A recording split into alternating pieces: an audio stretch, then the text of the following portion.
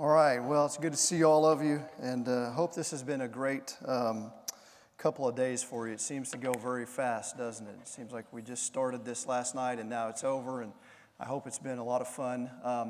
What I want to do is I'm gonna kind of do two things here, right? At the beginning, what I'm going to do is I'm going to give you, and we're talking like really fast, like we're going to strap on our seatbelts and fly through a quick little intro of sorts to IJM, who we are and kind of what we do, because we've just been this mysterious table out there that you walk past and say, well, what is this? And I want to tell you a little bit about that. And in doing that, one of the reasons that I want to do this is because I want you to have some hope. And what I want to show you about the impact of International Justice Mission, I think will give some hope to us as we leave here to see that it doesn't have to stay the way it is in the world. And then after that, then I want to kind of ask a question and try to hopefully bring some conclusion to the conference by saying, and now what do we do? Like, we've heard all this stuff. Our hearts are challenged. What do we do from here, okay? So let me tell you about IJM. International Justice Mission is a global organization that protects the poor from violence throughout the developing world. And so we don't do any work here in the United States. We work only on an international, global presence in multiple countries around the world, but we work very closely with local churches in the U.S. and with local organizations, domestic organizations such as Go 61, in order to equip and come alongside and help, all right? We are working in the realm of everyday violence. And when I say everyday violence, here's what you have to understand. Throughout the developing world, violence is a part of their everyday life. We hear things about the impact of educating girls. What we call the girl effect is a huge thing to make communities strong, is to educate girls. But the problem is that for most girls, the walk to school every day to be educated is the most dangerous time in the life of a young girl. On the way to school, she's subject to being raped. At school, her teachers don't protect her. They're the ones who assault them. And so the poor people of the world face violence every single day. And so at IJM, we're working to protect the poor from everyday violence. Our vision at IJM is to rescue thousands, to protect millions, and to prove that justice for the poor is actually possible. So we don't want to just say, this is just too bad. You were just born into a bad situation because you're poor, but rather to say there is actual justice for the poor. As you know, as you've heard a lot of bad statistics this week, all right, and I'm going to give you some bad statistics, then I'm going to give you some hopeful statistics. Nearly 2 million children a year are exploited into slavery. This is just a horrific thing to consider, all right? And we also see girls like this. Is an IJM undercover investigative photo of a young girl who was hidden in a wall inside of a brothel in India. And this is where we find these 2 million children in our world. We find them hidden in walls. There are nearly 36 million people who are slaves today, according to the Global Slavery Index. And these are not just sex trafficking victims. These are victims of forced labor slavery. And so in India, there are 14 million slaves, more than any other country in the world. They're at work in brick factories, in rice fields, in incense factories, and this is real modern-day slavery that would rival anything that you saw in the pre-Civil War United States of America. 4 billion people live outside of the protection of the law. That's over half of the population of the earth. That means that laws exist in these countries, but there's no protection. The law is not enforced, and so people are faced to deal with the trauma that comes with not being protected. We have 18 field offices throughout the world. Our field offices all work to address certain issues of violent injustice that are prevalent in those countries. There's a map you can't really see great, but if you come by our resource table, you can pick up something that you can take home that shows you the different work that we're involved in. We're involved in everything from human trafficking to forced labor slavery. We're involved in citizen rights abuse, police brutality, widow grabbing, property grabbing of widows. When a woman dies, when a woman's husband dies, her husband's family will come and throw her off of the land violently. Her children will then be subject to all sorts of illness and death because she has no way to provide for her family. So we're at work in 18 different communities around the world dealing with these issues. 96% of the staff of IJM works in the country in which they're from. And so when I say we're at work all around the world, I mean we have close to 750 employees, 96% of them working in the countries that they're from. These are investigators, attorneys, social workers, advocates, community justice warriors like yourself, and we're fighting to bring justice to a broken world. And we're doing this not by simply rescuing people, but by actually bringing about transformation to the public justice systems of those countries. So when we talk about protecting the poor from violence, we do this by partnering with local authorities. We want to, one, rescue victims, and so we're working with local law enforcement agencies to actually bring about the rescue of victims like young girls who are trapped in brothels or entire families who are enslaved in brick factories. We're working with those local authorities. We're working with them to actually bring criminals to justice. So we want to end the impunity. We want the bad guys to go to jail. It's very interesting that if you just let people do things, just like in your own home, if you just let your kids just run wild, they'll run as wild as you let them. And then when there's consequences that come with the actions of bad people or little wild kids in your home, suddenly it's amazing how it just kind of curbs the appetite for some of the things taking place. We work to restore survivors with social workers, with local organizations in countries that we partner with. And we do all of this in an effort to actually bring transformation to the justice system itself. How do we do that? If you were to imagine the justice system as a pipe, and you were to understand that the pipe was made up of police and prosecutors and judges and social workers, when it's broken, what happens is injustice flows into the justice system, and on the other end, only more injustice comes out. Because the police are corrupt, the prosecutors are under-resourced, ill-trained, the judges are not held accountable, the social workers are overworked. So we work to actually bring transformation to the entire justice system itself so that it changes and so that things are different on the other side and that the poor can experience justice. So that's what's happening in the world. It's messed up. It's bad. Let me tell you about our impact. IJM was started in 1997. That's almost 20 years ago, 18 years ago, by a man named Gary Haugen. Gary Haugen worked for the U.S. Justice Department. He went to Rwanda as the lead investigator for the United Nations during the Rwandan genocide, and he came home after having stood in mass graves with thousands of people, and when he came home, he said, there has to be something that I can do as an attorney to help bring justice to the poor of the world. Where can I offer my service? And he just really, to be quite honest, found that there was no one in the Christian world doing anything about it. And so 3 years later, IJM was formed. In the 18 years since IJM has been in existence, here's what we've seen. We have seen over 20,000 children, women, and men find help from IJM and IJM-trained partners. We've provided relief to that number of people. We've seen more than 4,200 people receive aftercare through IJM and our partners in the field. We've seen the successful conviction of more than 800 violent criminals. 800. These are 800 people who are no longer threatening children and women and men in the countries that they live in. We are currently helping to protect more than 21 million people in the world today. That's a large number. 3,200 forced labor slaves have been freed by IJM. And let me just say that these statistics I'm giving you are only up to 2013. So, we could just keep adding to those numbers. Just yesterday, I got an email. We just rescued 5 children between the ages of 9 and 12 who were being forced into online sex shows for people to watch. We rescued those 5 girls just 3 days ago. 3,200 forced labor slaves freed. 1,500 plus children and women have been rescued from sex traffickers by the work of IJM. Over 13,000 Hill tribe people in Thailand have received citizenship.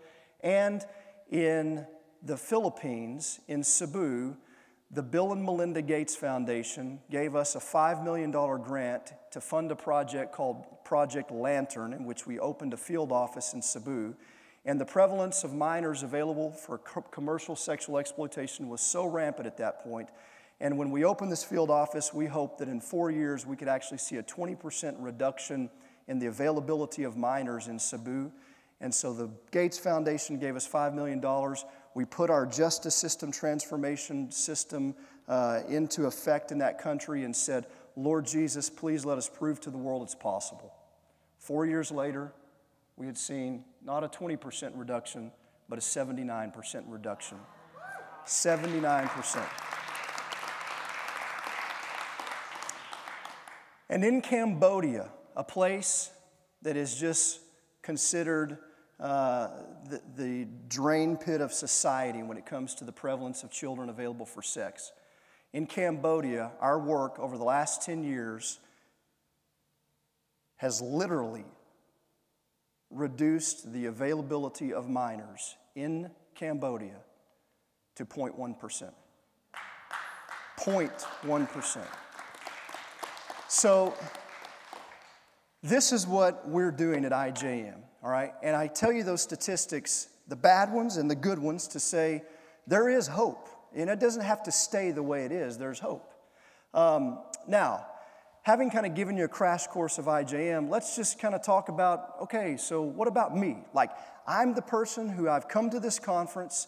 I sat here the first night, and I listened to people talk, and my heart was stirred, and I realized that there's something God wants me to do. But beyond the fact that my heart was stirred and I felt like there was something that God wanted me to do, I began to realize that there was this internal moral compass that was kind of pointing me in a new direction, and it was saying to me internally in my mind, this moral compass speaking out loud and saying to me, something's wrong here. Aren't you mad about this? Like, what are you going to do about this? And so now here I find myself, and I'm outraged, and I want to do something, but I don't know what to do, so I want to go back to my church, and my church ought to be involved, because when I hear that, churches treated people the way that they, the story we heard about the church saying, you don't have shoes, you can't come in and eat. I mean, I don't want my church to be like that, so what is it that I'm supposed to do? How do I go do something with this? So what I want to do is I want to talk to you about what are you going to go do now, all right? And what's it going to look like for your church? If you were to go back and say to your pastor, I want to do something, we need to engage in justice work, let's do it today. What's it going to look like? What can you expect? What can you expect to happen with your church? What can you expect to happen in the reaction that you get from your pastor? Why might he react that way? Why might your church not react and be as committed to justice as you are? And how is that going to frustrate you, and what are you going to do, all right? So at IJM, all right, we work with churches all over the world. We have worked with literally thousands of churches to help them mobilize for justice. And so when we talk about church mobilization, I want to give you a definition of what we're saying. We seek to join the Holy Spirit to catalyze a spiritual awakening in the global body of Christ, igniting an unparalleled passion for biblical justice evidenced in the church's character of humble and courageous service to victims of violent injustice. This is what we mean when we talk about church mobilization. Now, if you look at the end of this, all right, we want to see this evidenced in the church's character of humble and courageous service. Those two words, humble and courageous, are really important, and here's why. There are two primary reasons that leaders, churches, and individuals, all right, lose heart or fail when it comes to doing justice. And the two reasons are, one, they lack courage, and two, they lack humility. They lack courage to learn, to explore, to do new things. You think about when you're a church and you've done things one way forever and ever, and then suddenly you're going to do them a new way, that takes a lot of courage for a church. Even if it's just as simple as like changing, the style of music or changing the color of the carpet or whatever it is, it just causes a lot of angst in churches. For churches to be the place in which the peace of Jesus rests, churches are filled with a lot of angst a lot of times. And so here we find in churches that when it's something new and it's something that's scary and frightening, like justice, and people that might come into the church that don't look the way we look and smell the way we smell, those sorts of things cause angst in churches. And so there's this sense in which to step into the world of justice ministry requires a tremendous amount of courage. But it also requires a tremendous amount of humility.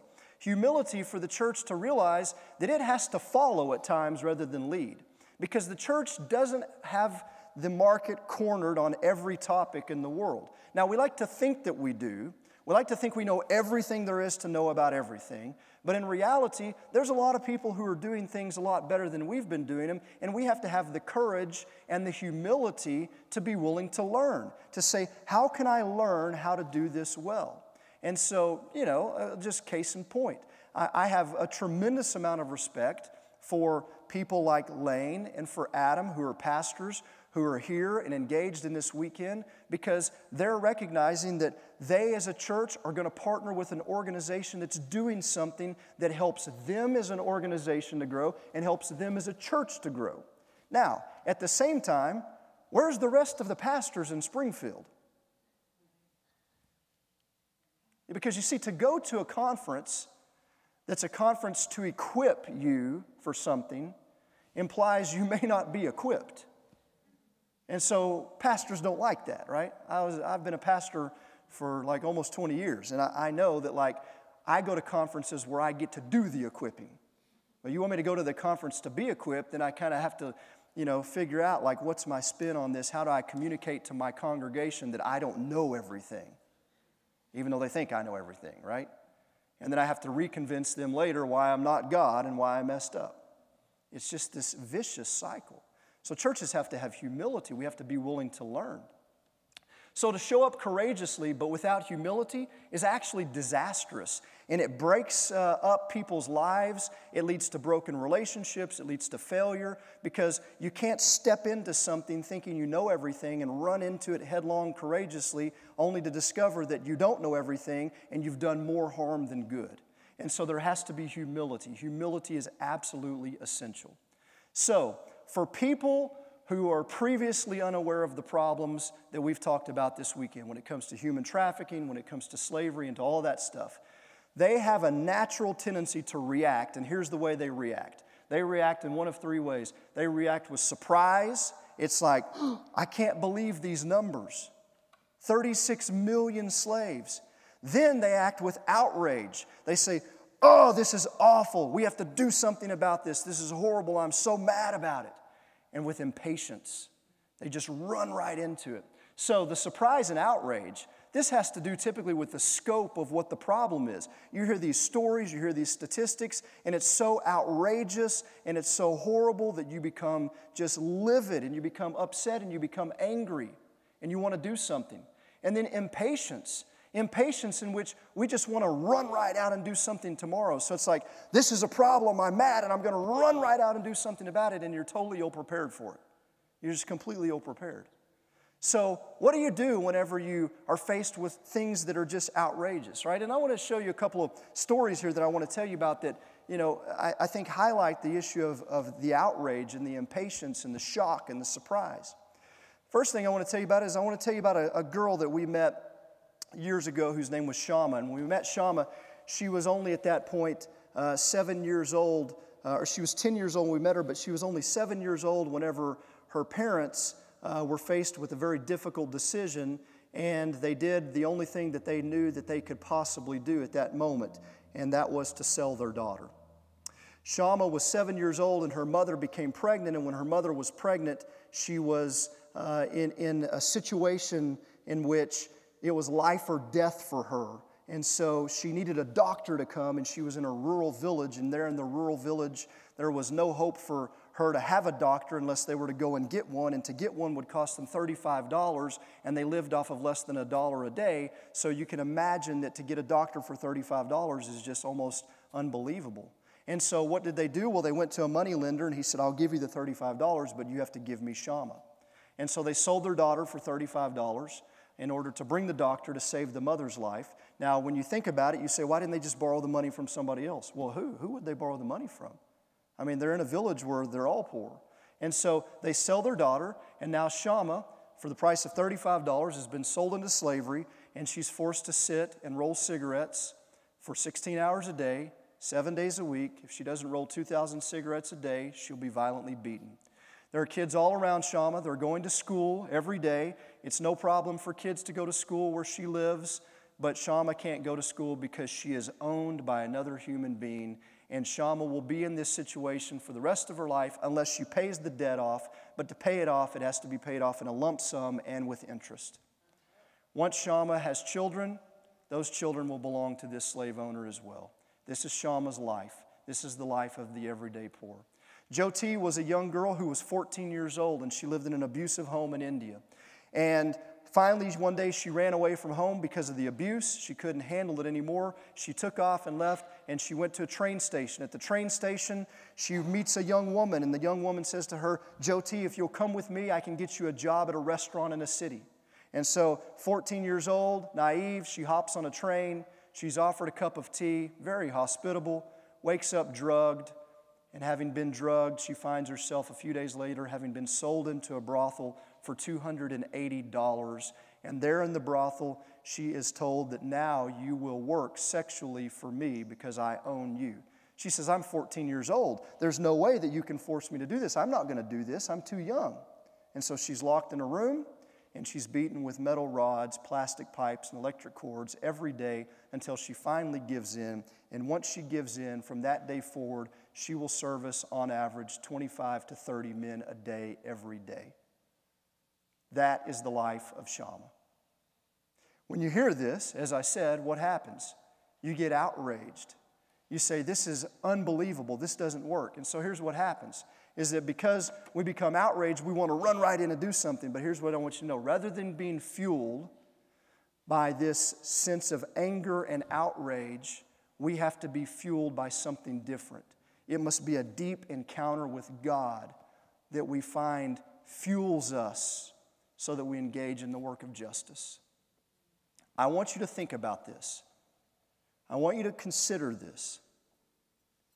When you're thinking about hearing statistics and stories and just rushing out to do something about it without giving a lot of thought to it, I want you to remember that the people you're up against, the traffickers, they have thought through very thoroughly what they are doing.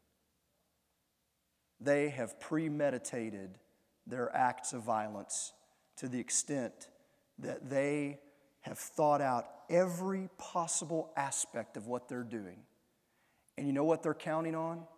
They're counting on those of us who become outraged to show up and go home a week later because we didn't think it through. So we have to think it through.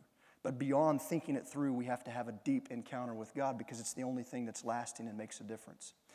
Let me tell you a very familiar story and kind of paint a picture for you of what I'm describing here, right?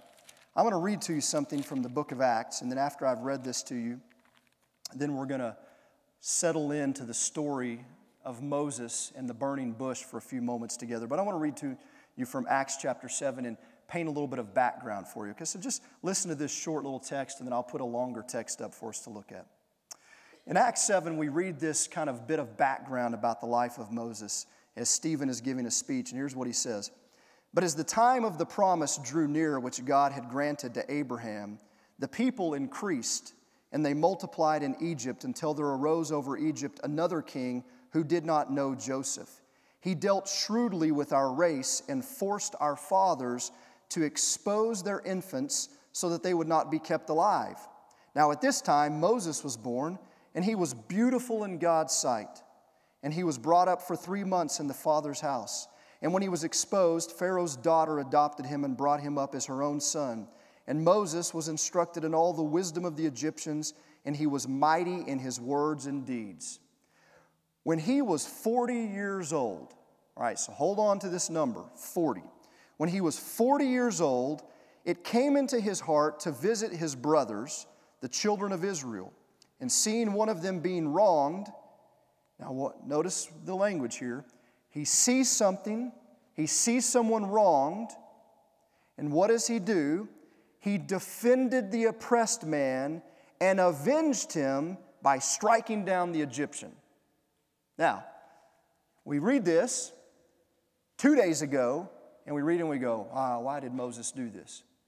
We read it today, at the end of all of the last 2 days, and we say, I understand why he did that.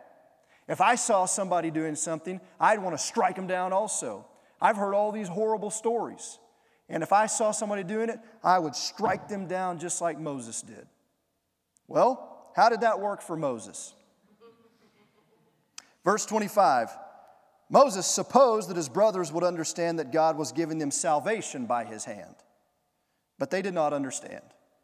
And on the following day, he appeared to them as they were quarreling and tried to reconcile them, saying, Men, you are brothers. Why do you wrong each other? But the man who was wronging his neighbor thrust him aside and said, Who made you a ruler and a judge over us?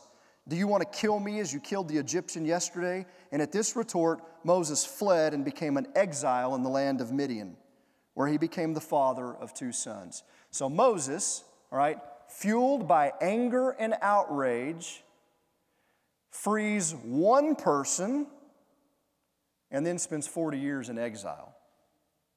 That's what your own fuel of anger and outrage oftentimes gets you. It gets you 40 years in exile. It gets you a plan that you think sounds like a great plan until you discover that now there is no more plan because you're not doing any good for anybody because you rushed into it too quickly, and so you find yourself in your own version of exile, simply thrown away from the scene, burned out, saying, I tried to do something one time and it just didn't work. Remember that time I tried to rescue that girl who was being trafficked and it just didn't work? It's just no use.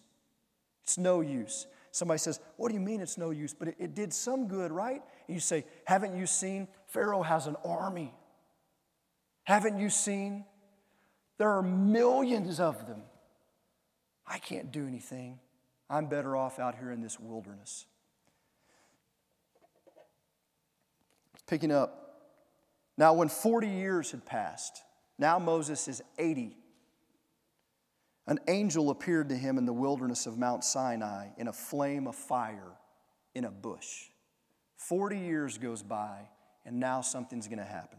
And we're going to take a look at this, right? Maybe you can see it. If not, I've been told there are some Bibles under the chairs, and you might want to pick one up. But if not, just listen to me, and it's cool. I'll read it, and you'll be able to follow along, at least to some extent. Verse 1 of chapter 3. Now Moses was keeping the flock of his father-in-law Jethro, the priest of Midian, and he led his flock to the west side of the wilderness, and he came to Horeb, the mountain of God.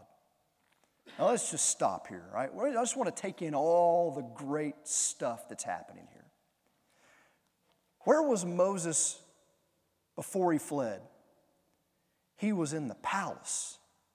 Everything was great for Moses, right? He was a prince of Egypt. Now, where's he at? He's out keeping watch over some sheep. There's this sense in which we might think that the Moses of the palace was better equipped to do something for God than the guy who's just out in the wilderness taking care of some sheep. But you see, that's where we're always wrong, isn't it? Because God meets us right where we are. He comes to us right in the midst of our everyday existence. He comes to us as doctors and lawyers and ditch diggers and people who collect trash. And He comes to us as people who just work at jobs where we push buttons on computers all day long. He comes to us as moms who are just chasing around kids and wiping snotty noses and dirty diapers every day. I mean, God comes to us right in the midst of where we are. And He doesn't say to us, when you join me in the palace and you have position, then I'll do something with you. He says, I'll take you wherever you are and I'll give you a position. Because He meets us where we are. And so here's Moses, and he's just walking around in the desert, just doing what he does every day, taking care of sheep. And suddenly he sees this fire. And the angel of the Lord appeared to him in a flame of fire out of the midst of a bush. And he looked, and behold, the bush was burning, yet it was not consumed. So here's Moses, and he sees this bush on fire, but you got to think about this. This isn't a thing that's like abnormal and strange to see a bush on fire out in a dry, arid desert. I mean, there's all the times that people would see bushes on fire. So why is it that suddenly Moses is caught off guard by this bush? Because it doesn't burn up. Something's happening and it's strange and it's different. And so he sees something and he looks at it. And he takes a longer look at it. And I wonder, how often it is that things that we see every day, they just appear as just normal things until we take a longer look. And maybe that's where God wants to get our attention at times. There's something that just keeps staying the way it is, and it's just not consumed like it should be consumed. And suddenly we stop and we say, why is this? What is going on? And we walk over and we look at it. And there we see Moses say these words, I will turn aside to see this great sight, why the bush is not burned. And read these words, when the Lord saw that he turned aside to see, God called to him out of the bush. When the Lord saw that he turned aside to see, I just wonder, in the kindness and the patience and the goodness of God, how often he's just watching and he just keeps putting it right there in front of us and just keeps saying, just look, just look, just look, just turn and look, just turn and look. If you'll turn and look, you'll see me. If you see me, it'll change your life. And suddenly Moses looks and he turns aside and there's God. And God speaks to him out of this bush. And when he speaks to him out of the bush, here's what he says. Moses, Moses. Now, this is the part where I'm supposed to just read on, right? Moses, Moses, and get to the next part, the part where he says, take off your sandals. We'll get to the take off your sandals, but first, let's just camp on this for a moment. I am blown away by this part. You know why? Because notice what God does. He says, Moses, Moses. Not, hey, you. You know why that's important? God knows him. He calls him by name.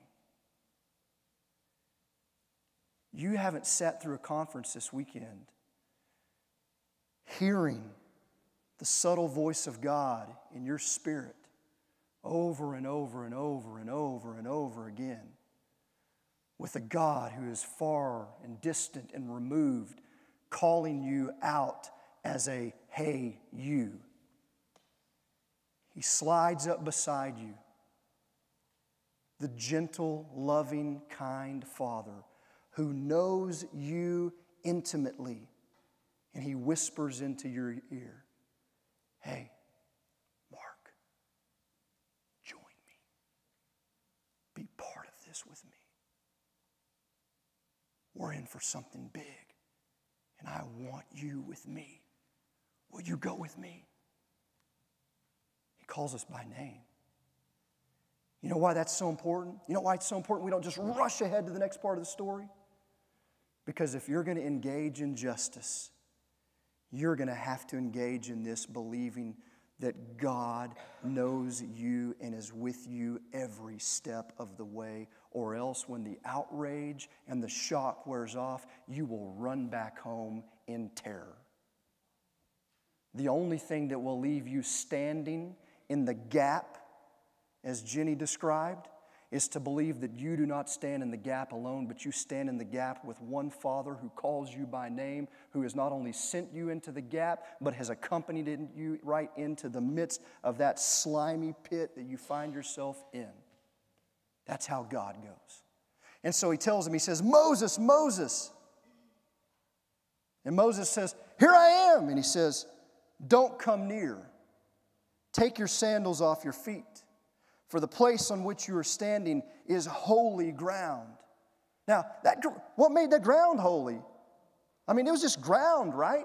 I mean, now, you might spend $2,000 and catch a plane and fly over and go on pilgrimage and check out that place. And some tour guide will say, and this is where we think the burning bush was. And you'll say, oh, wow, take my shoes off. I'm at the burning bush site, right? And I'll be here on pilgrimage. And this is holy ground. This is where Moses and it all happened. But not on that day. On that is just some dirt on the floor of a desert with a bush on fire. and a bunch of sheep running around, making sheep sounds. And it stunk, and it was gross. And suddenly, this is holy ground. Why? Because God is present. Because God is present. Wherever we find the presence of the living God, everything becomes holy. And that is great news. You know why it's great news? It's great news because that means that when you find yourself in the gap, in that slimy pit, it's no longer a slimy pit, because when you go, the presence of God goes, and when the presence of God goes, the slimy pit becomes holy ground. Because God is there. He's there and He's present. And Moses has this encounter with God in a holy place. A holy place because God has infused it with His holiness. And He says to Moses, He says, I am the God of your father, Moses. I'm the God of Abraham and Isaac and Jacob. And Moses hid his face. He was afraid to look at God. And the Lord says to Moses, Moses, I have surely seen the affliction of my people. The ones who are in Egypt, I've seen the horrors they're faced with. And I've heard their cry because of their taskmasters, their slave owners. I know their sufferings, and I have come down to deliver them out of the hands of the Egyptians and to bring them up out of that land to a good and broad land, a land flowing with milk and honey, to the place of the Canaanites, the Hittites, the Amorites, the Perizzites, the Hivites, and the Jebusites. Notice these words that are used. These are awesome words. Let me change this slide so you can stay up with me here on this. Look at these words. I have seen, I have heard, I know, I have come. You look out at the world and you see all the suffering and you see all the pain. Don't ever forget that God sees, He hears, He knows, and He comes. He's right there. Listen, God is intimately acquainted with our suffering.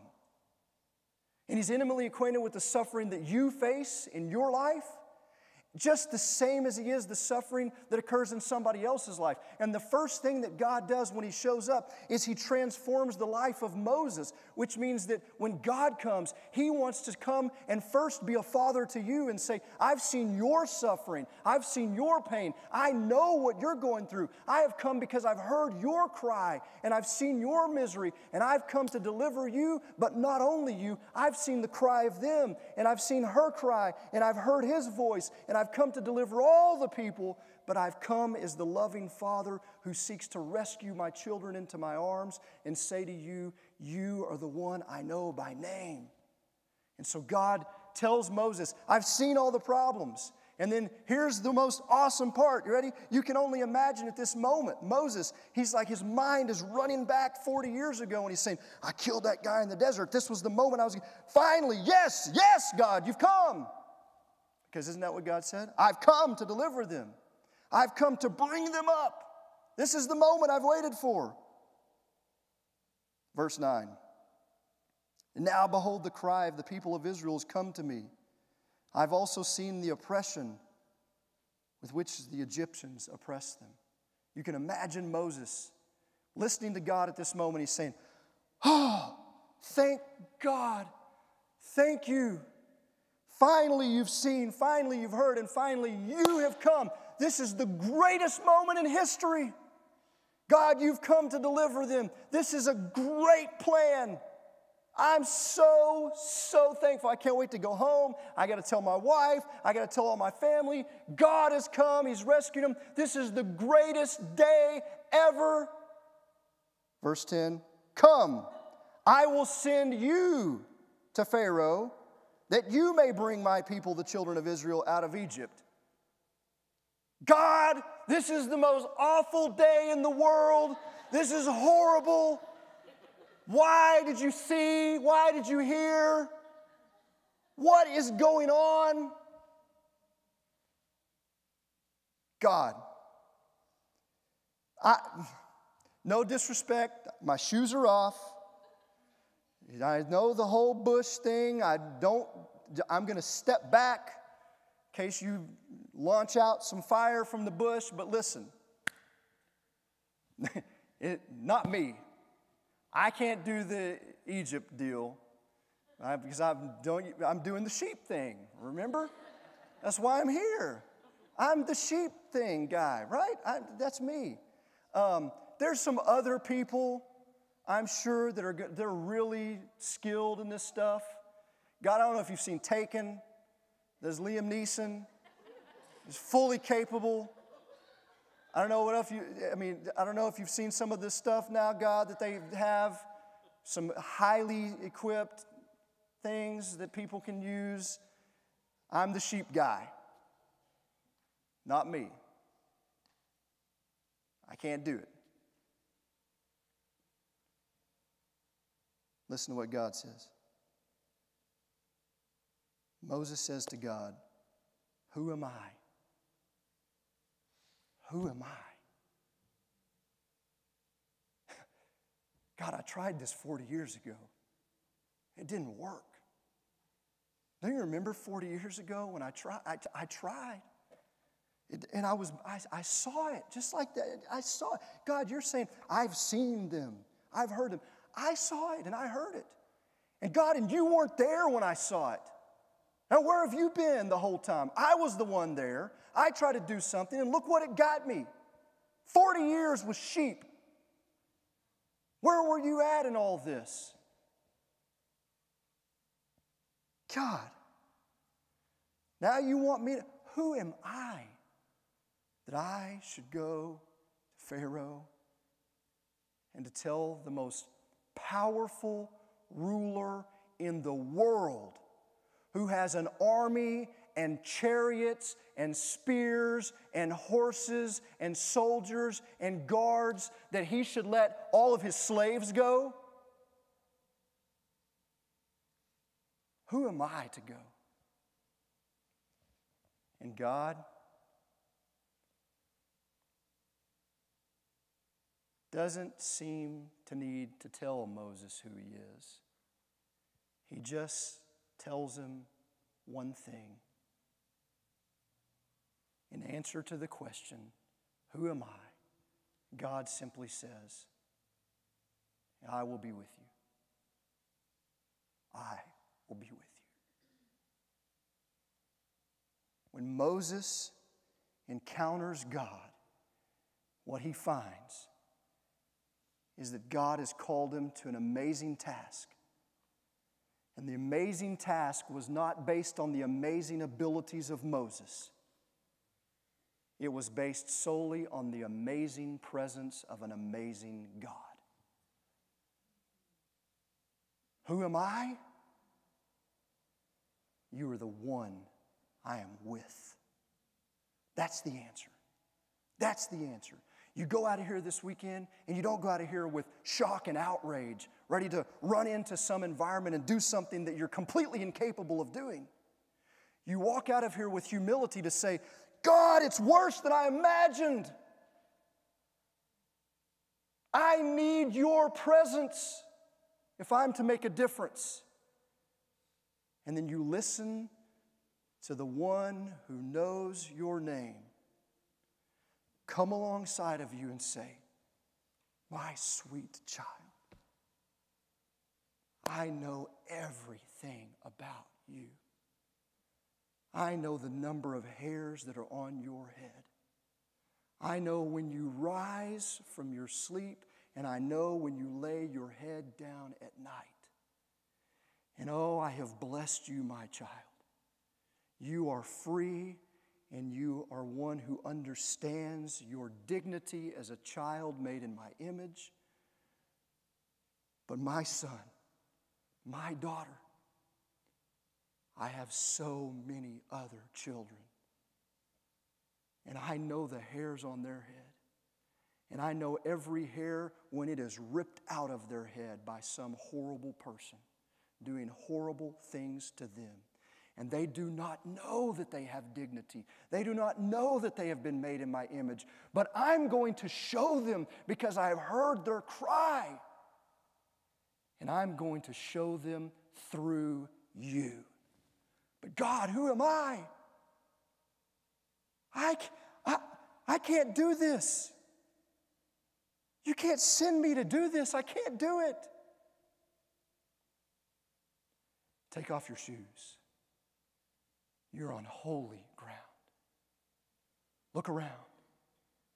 You see all the ordinary? You need to take off your lenses as well. You need to see beyond the veil. Peer into that which is mysterious and realize that it's not that mysterious at all. I am God, and I am with you. No one else is needed. No one else is more qualified in this moment than you, if you will be courageous, if you will be humble, and if you will begin to self-identify as the one whom God is with. And that will change neighborhoods, communities, cities, states, nations, a world. Because God is on the side of His people.